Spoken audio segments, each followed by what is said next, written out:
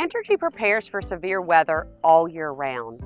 And when severe weather causes power outages, customers usually don't have to take action to get the power back. But there are times when a homeowner will need to make repairs before Entergy can restore your home's power. Let's look at your home's electric equipment and who is responsible for it.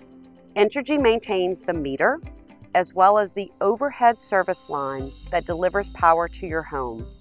You are responsible for the breaker box, the meter pan box, the weatherhead, and the service wires inside the weatherhead.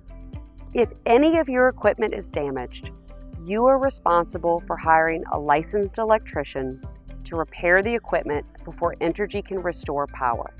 Find out more detail about what's yours and what's ours by visiting entergy.com/weatherhead. Remember to stay safe. Damaged equipment and downed power lines can be energized and deadly. Keep your distance and stay away from power lines. Visit EnergyStormCenter.com for more information.